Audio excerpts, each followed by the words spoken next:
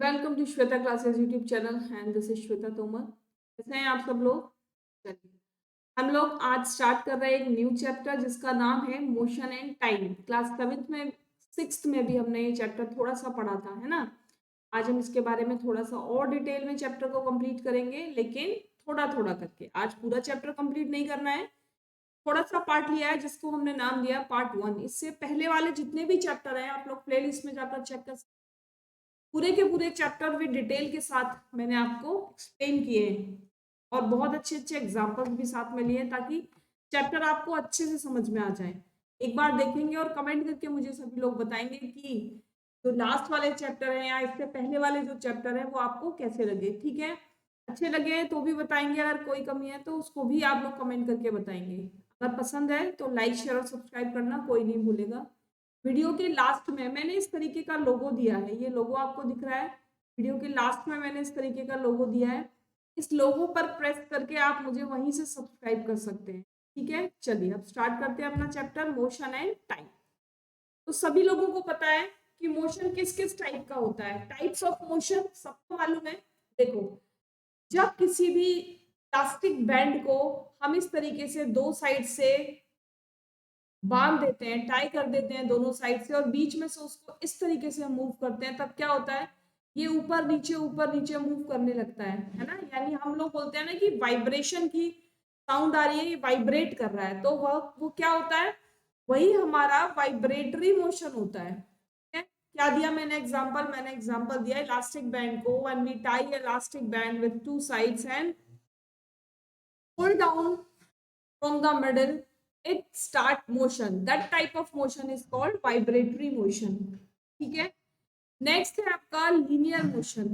when we push a thing on a straight line, push और पुल, we can say that कि push भी करते हैं या पुल करते हैं एक स्ट्रेट लाइन पर। जैसे किसी टेबल को खिसकाना, किसी अलमीरा को खिसकाना, है ना। तो ये सब क्या हो जाएगा, ये आपका हो जाएगा लीनियर मोशन। यानी किसी स्ट्रेट लाइन पर जब आप मोशन कर रहे हैं और मोशन हो भी रहा है, ऐसा नहीं है कि आप बॉल को पुश या पुल कर रहे हैं और बॉल नहीं अपनी जगह से मूव कर रही है, तो वो किसी टाइप का मोशन नहीं है। मोशन कब होगा, जब आपने किसी भी ऑब्जेक्ट को पुश या पुल किया और वो एक स्ट्रेट लाइन में आगे या पीछे की तरफ मूव हुआ, तभी वो क्या कहलाएगा, लीनियर मोशन।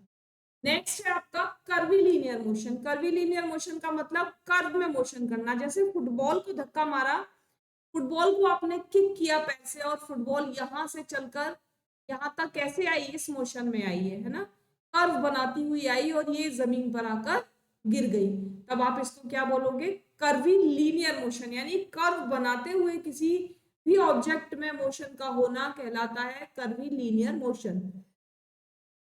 ठीक है, नेक्स्ट ऑक्सीलेटरी मोशन। क्या होता है ऑक्सीलेटरी मोशन, आपके घर में वॉच होगी और एक पेंडुलम वाली वॉच होगी, है ना।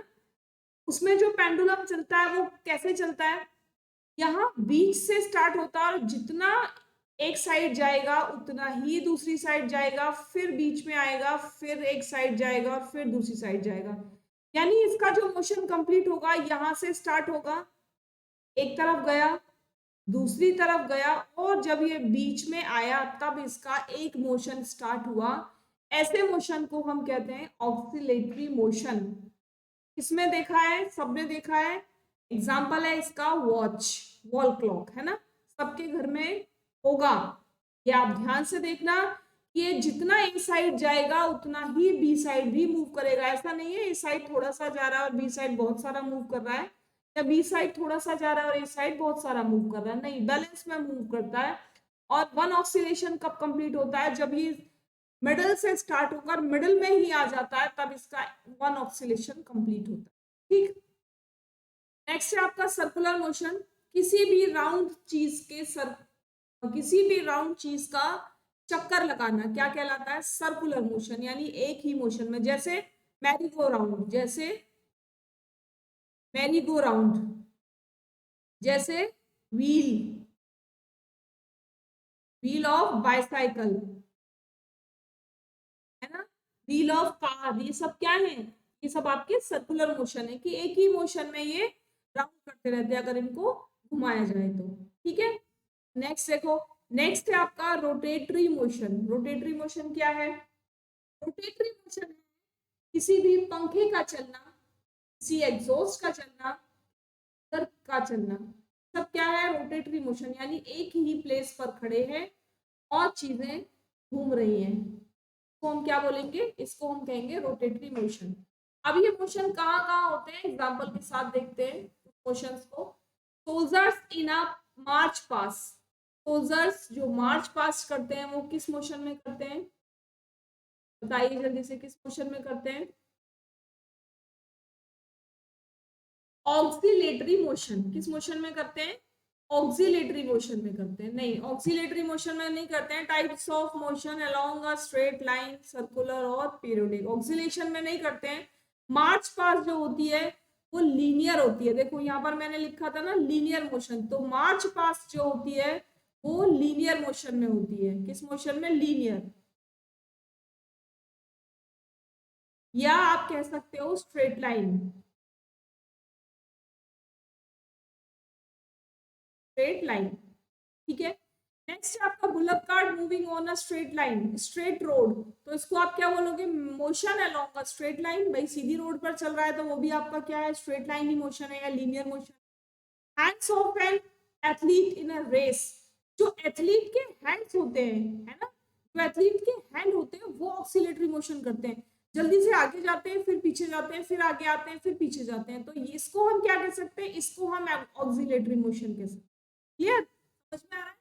आप दौड़ के देखना, आपके हाथ जितना आगे जाएंगे उतना ही पीछे जाएंगे, वो क्या हो जाएगा? आपका ऑक्सीलेटरी मोशन हो जाएगा। Pedal of bicycle. बाइसाइकिल के पेडल्स किस मोशन में चलते हैं? अभी मैंने आपको बताया कि जब कोई एक चीज अपनी ही प्लेस पर घूमती रहती है तब हम उसको क्या कहते हैं? सर्कुलर मोशन कहते हैं। क्या कहते हैं उसको? सर्कुलर मोशन कहते हैं, ठीक है। Motion of the earth around the sun. Earth का सन के अराउंड चक्कर लगाना भी क्या है? सर्कुलर मोशन, क्योंकि अर्थ भी क्या कर रही है? अर्थ भी तो यही काम कर रही है कि ये आपका सन है और इसके चारों तरफ राउंड कर रही है ना, तो ये भी क्या हो जाएगा? आपका सर्कुलर मोशन हो जाएगा, क्योंकि वो अपनी ऑर्बिट में घूमती है और उसकी ऑर्बिट कैसी होती है? उसकी ऑर्बिट राउंड होती है, ठीक है। बताओ मोशन ऑफ स्विंग कैसा मोशन है? Motion of swing, motion of swing आपका ऑक्सीलेटरी मोशन है। कैसा मोशन है? ऑक्सीलेटरी मोशन है। क्यों? क्योंकि ये भी आपके पेंडुलम की तरह चलता है, जितना आगे जाएगा उतना पीछे जाएगा। और मोशन ऑफ अ पेंडुलम तो मैंने आपको बता ही दिया, it is already a oscillatory motion, ठीक है। समझ में आया मोशंस कितने टाइप के होते हैं और किस किस में हम कौन कौन सा एग्जाम्पल मोशन का लगा सकते हैं, ठीक है। ऐसे बहुत सारे एग्जाम्पल आपको अपनी डेली लाइफ में मिल जाएंगे जिनमें आप इन मोशंस को फिट कर सकते हो। चलो अब बात करते हैं स्लो और फास्ट। रोड पे चलते टाइम हम लोगों ने देखा होगा कार कुछ बहुत तेज चल रही है जो एकदम से एक दूसरी कार से आगे निकल जाती है, और कुछ होती है जो बहुत धीरे धीरे चलती हैं जो अपने आगे वाली कारों से भी पीछे रह जाती हैं। तो किसी भी एक व्हीकल के साथ हम स्लो और फास्ट कब बोल सकते हैं कि वो कब स्लो चल रही है, कब फास्ट चल रही है? देखो यहाँ पर आपको गौर से देखा होगा आपने कि ये वाली जो कार है यहाँ पर मिडिल में है इन चार कारों के, ठीक है। लेकिन थोड़ी देर के बाद क्या हुआ? ये आगे बढ़ने लगी। क्या हुआ? ये कैसे हो गई? इनके कंपैरिजन में ये कैसी हो गई? ये फास्ट हो गई, है ना। इनके कंपैरिजन में कैसी हो गई है? यहाँ पर जो ग्रे कार आपको दिखाई दे रही है वो आपको यहाँ नजर ही नहीं आ रही, इसका मतलब वो इससे भी फास्ट हो गई, ठीक है। तो समझ में आ रहा है जब कोई ऑब्जेक्ट अपने जैसे किसी ऑब्जेक्ट को पीछे डाल दे, अपने आप से पीछे छोड़ दे, तब द ऑब्जेक्ट इज फास्ट, और पीछे वाले ऑब्जेक्ट को कह सकते हैं द ऑब्जेक्ट इज स्लो, है ना। We know that some vehicles move faster than others. Even the same vehicle may move faster or slower at different time. मतलब एक व्हीकल खुद किसी एक जगह पर स्लो और किसी एक जगह पर फास्ट हो सकता है। अब कैसे हो सकता है? आप 60 की स्पीड में जा रहे हो, सामने स्पीड ब्रेकर आ गया या कोई ऐसा राउंड आ गया जहां पर आपको रुकना है या जहां से और भी व्हीकल पास हो रहे हैं, तो आप क्या करोगे? अपने ऑब्जेक्ट को स्लो कर लोगे, अपनी व्हीकल को स्लो कर लोगे, तो क्या हो जाएगा? आपका व्हीकल जहां 60 की स्पीड से चल रहा था वहां 20 और 30 की स्पीड से चलने लगेगा, है कि नहीं। तो ये क्या हुआ? अपने ही खुद के ऑब्जेक्ट में या एक ही ऑब्जेक्ट में डिफरेंट टाइम में डिफरेंट डिफरेंट स्पीड हो गई, स्लो भी हो गई और फास्ट भी हो गई। How did you decide which object is moving slow and which one is moving fast? आप कैसे डिसाइड करोगे कि कौन सा ऑब्जेक्ट स्लो है और कौन सा ऑब्जेक्ट फास्ट है? If vehicles are moving on a road in the same direction, we can easily tell which one is them is moving faster than the other. अगर एक ही रोड पर एक ही डायरेक्शन में व्हीकल्स मूव कर रहे हैं तो हम इजीली बता सकते हैं। देखो मैंने आपको बताया ना कि एक ग्रीन कलर की कार जो पहले चार कारों के बीच में चल रही थी वो चार कारों को पीछे छोड़कर आगे निकल चुकी है, तो वो क्या हो जाएगी, फास्ट हो जाएगी, और बाकी व्हीकल उसके कंपैरिजन में क्या हो जाएंगे, स्लो हो जाएंगे। तो समझ में आया स्लो और फास्ट का मैटर। अब आती है आपकी स्पीड। स्पीड ऐसे बोलते हैं ना 60 kilometre per hour, 70 kilometre per hour, या फिर मैं साइकिल चलाता हूँ 60 किलोमीटर पर आवर से, मैं साइकिल चलाता हूँ 30 किलोमीटर पर आवर से। तो क्या मतलब है इसका? इसका मतलब ये है कि 60 किलोमीटर हम पहुंचते हैं 1 आवर में, ठीक है। या अगर 30 आपने बोला है तो आप 30 किलोमीटर अपनी बाईसाइकिल को रन करते हो 1 घंटे में। ये होती है स्पीड। कैसे निकालते हैं स्पीड? स्पीड का मतलब होता है कि पर आवर में आपकी व्हीकल ने या आपके किसी भी ऑब्जेक्ट में ने कितना डिस्टेंस कवर किया। समझ में आया? स्पीड कैसे निकालते हैं कि 1 घंटे में आपके ऑब्जेक्ट ने कितना डिस्टेंस कवर किया। तो हम स्पीड को ऐसे लिख सकते हैं, speed is equal to distance upon time. ये है आपका स्पीड निकालने का फॉर्मूला कि आपके किसी भी ऑब्जेक्ट ने कितना डिस्टेंस कवर किया कितने टाइम में, है ना, वो होता है आपका स्पीड। आगे पढ़ते हैं। The most convenient way to find out which of the two or more object is moving faster is to compare the distance moved by them in a unit। यानी कि दो यूनिट के बीच, सॉरी, दो objects के बीच में हम ये कैसे बता सकते हैं कि कौन सा ऑब्जेक्ट फास्ट मूव कर रहा है और कौन सा ऑब्जेक्ट स्लो मूव कर रहा है। तो हम उनका डिस्टेंस निकालकर, किसी यूनिट टाइम में उनका डिस्टेंस निकालकर हम ये बता सकते हैं कि ये वाला ऑब्जेक्ट स्लो था और ये वाला ऑब्जेक्ट फास्ट था, ठीक है। आगे देखो, 10 if we know the distance covered by 2 buses in 1 hour. अगर हमको 1 घंटे में किसी भी दो बस का डिस्टेंस या दो बस का ये पता करना है कि कौन सी बस की स्पीड कम थी और कौन सी बस की स्पीड ज्यादा थी, तब हम क्या करेंगे, तब हम ये देखेंगे कि दोनों बसेस ने 1 घंटे में कितना डिस्टेंस कवर किया है। क्या देखेंगे कि दोनों बसेस ने 1 घंटे में कितना डिस्टेंस कवर किया है। we can tell which one is slower, और तब हम बता सकते हैं कि कौन सी स्लोअर है। we call the distance covered by an object in a unit time as the speed of the object। और किसी भी यूनिट टाइम में किसी भी व्हीकल की किसी ऑब्जेक्ट का डिस्टेंस बताना, उसको हम क्या कहते हैं, उसी को हम स्पीड कहते हैं। जो मैंने आपको यहाँ पर फॉर्मूला बताया कि speed is equal to distance upon time. When we say that a car is moving with a speed of 50 kilometre per hour, यानी 1 घंटे में 50 किलोमीटर जाती है, it implies that it will cover a distance of 50 kilometre in 1 hour. अभी बताया था मैंने आपको कि जितने किलोमीटर वो तय कर रही है, उसका मतलब ये हो गया कि वो 1 घंटे में उतनी दूर जाती है। However, a car seldom moves with a constant speed of for 1 hour। और 1 घंटे तक अगर वो एक ही स्पीड में चलती रहती है, यानी उसकी जो स्टार्टिंग में स्पीड थी, उसकी जो लास्ट में स्पीड थी, इससे हमें कोई लेना देना नहीं है। हम उसको एक एवरेज स्पीड में निकालेंगे कि उसने 1 घंटे में अगर इतना कवर किया है, तो जो उसकी 1 घंटे में एवरेज स्पीड थी वो 50 किलोमीटर थी। चाहे वो स्टार्टिंग में 80 चली, चाहे वो बीच में 30 चली, उसके बाद वो 50 चली, फिर वो 40 चली, फिर वो 60 पर आ गई, है ना। तो बार बार स्पीड नहीं निकालेंगे, हम क्या करेंगे, इनिशियल टाइम और लास्ट का टाइम माइनस करके जो टोटल डिस्टेंस उसने कवर कर लिया 1 घंटे के अंदर, उसको हम क्या करेंगे, डिवाइड कर देंगे टाइम से, तो आपकी एवरेज स्पीड निकल कर आ जाएगी। क्लियर?